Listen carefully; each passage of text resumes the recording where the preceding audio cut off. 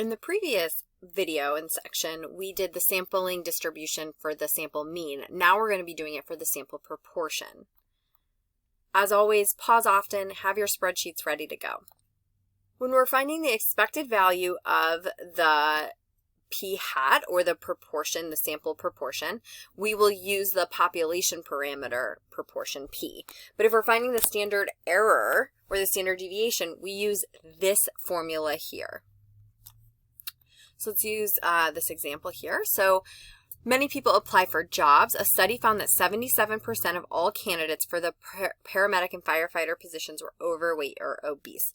So we're looking here at, we have the P is 77% or 0.77. What are the expected value in the standard area derived from a random sample of 100? Well, we know that the expected value of the population of the sample proportion is going to be equal to the population proportion.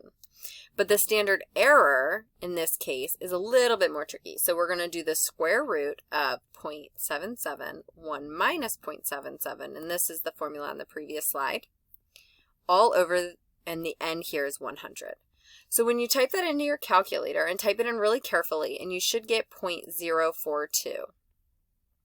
So now when we're trying to find 200 candidates, we know that the expectation, the expected proportion is going to be the same, but the standard errors, standard deviation for the sample proportion is going to be, the numerator stays the same, but we're going to divide by 200. When you type this in your calculator, I suggest that you type this in first, then hit enter, divide by 100, and then square root of your answer, so you don't have a lot of rounding errors in between.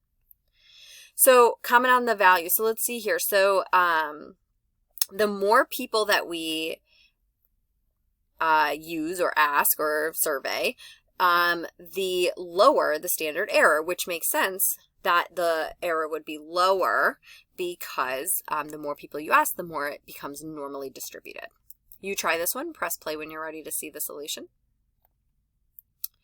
Now, when we are applying the central limit theorem, we can do it as long as we are super careful with that standard error. So again, we're going to use the normal distribution, but we just have to make sure for our standard error, standard deviation, that we use this first. And I will be calculating that first, not typing all of that into Excel because it's kind of clunky there.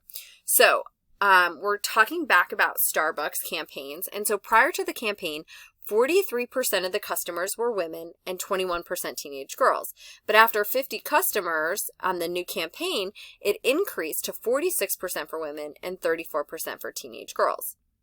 If Starbucks chose not to pursue the marketing campaign, so that means they're not pursuing it, so we're looking at these numbers here.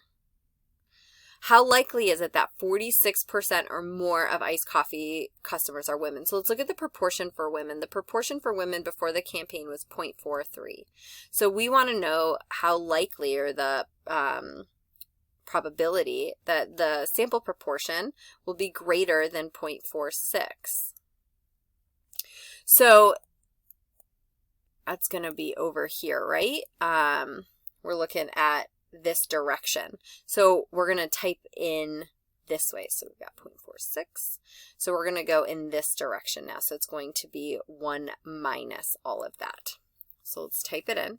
And I'll show you where we're going to pause here. So we've got 1 minus the normal got to put an equal if you want anything to happen.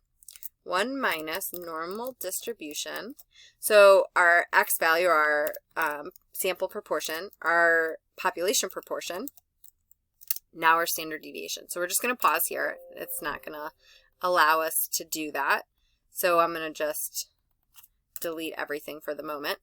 And our population is going to do, our standard error is going to be the square root of 0.43, 1 minus 0.43, all divided by that 50 right there. So go ahead and type that in your calculator. That's our standard error, our standard deviation. And I'll go back here, equal to 1 minus. We've got 0.46, 0.43, and when I type that in, I get 0.07 and 1.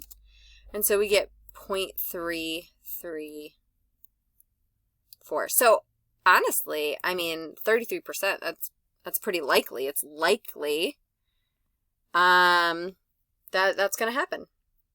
So it looks like the campaign didn't really affect women in their marketing campaign. So let's just take a look here. So now we want to know what is the sample proportion, how likely is it that 34% or more, so 0.34, are teenage girls. So what's the probability, the population here prior to the campaign is 0.21.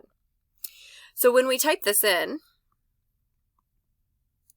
right, we've got to do 1 minus, and I'm just going to type it out. I'm going to write it out here. So we're going to put our value, oops, 21, this should be 21, sorry y'all. Our value,